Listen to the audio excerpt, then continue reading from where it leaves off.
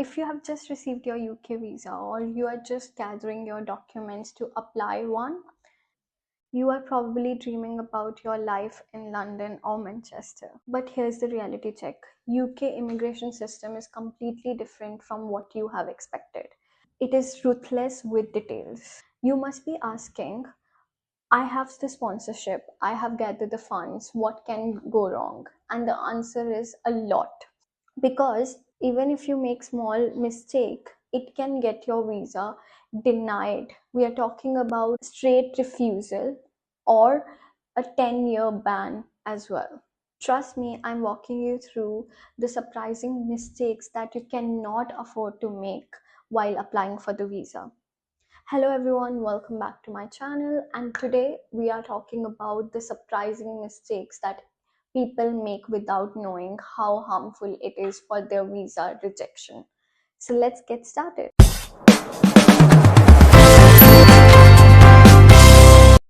I see so many people focusing on the big things like getting the job offer or getting the university acceptance, but they trip on the technicalities.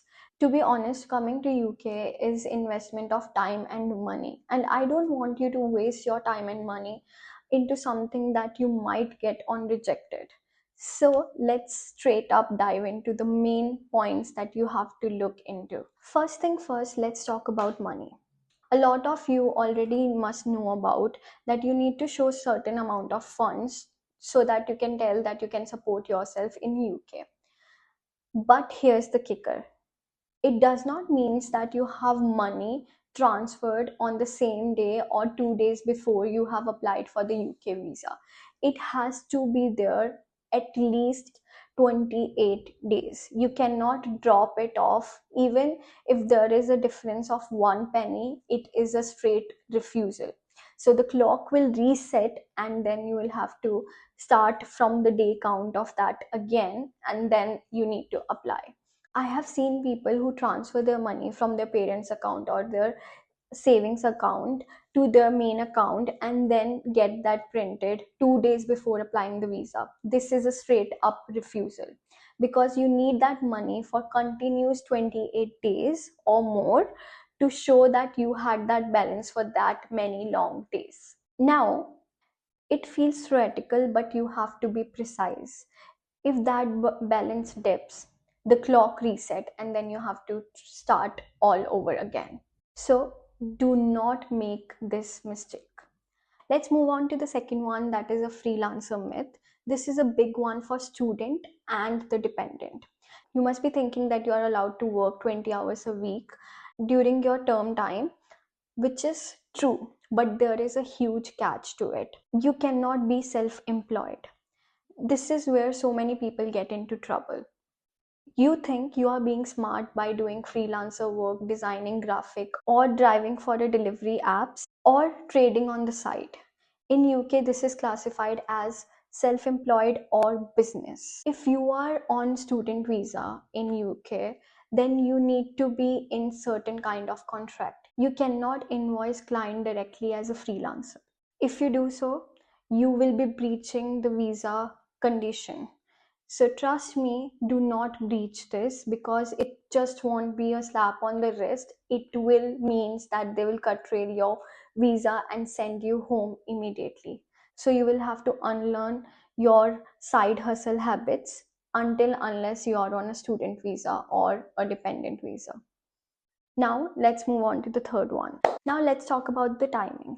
When you get your passport back, you'll see a vignette, that sticker on your passport for your visa. It has a valid from date on that visa. Here's a surprising mistake that a lot of people make. You might see a cheap flight tickets 2 days before your visa starts, and you just enter as a tourist for 2 days and start after that as a student. No, it does not work like that. If you enter UK before your valid from date as a tourist, as a visitor in this country, then your student visa does not automatically restart. For that, you have to get out of the country or go to France or go back to your home and revisit UK as a student. It is ridiculous, but that's how visa things work here. You must re-enter the UK with the valid from date on that date or after that date to make sure that you have stamped correctly. Now, let's talk about the fourth one, and this is very crucial. When an applicant asks you that have you ever been rejected from any other country, answer honestly. I know people who forget about US tourist refusal or any other tourist refusal from 10 years ago, or a minor refusal from any other country, and they think UK won't know this. Trust me, they will get to know everything because they share all the details. And if they find out that you have been rejected from any other country and you did not inform them, they will see it as precipitation, and precipitation consider as mandatory 10 years ban.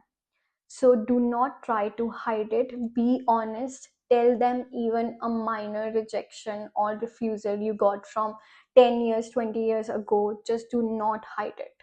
So, to wrap this up, UK visa rules are strict, but it is manageable if you pay attention to all the details. Don't let your bank statement date or freelancer gig get into your way of your hard work. Read the guidelines properly. If you are unsure, take the help from professionals. It is better to be late than being sorry and getting a refusal stamp on your passport. If you like this video, please like, share, and subscribe. And comment down below if you have faced any issues because of these rules. I would love to hear your experience. Until then, take care. See you in the next one. Bye bye.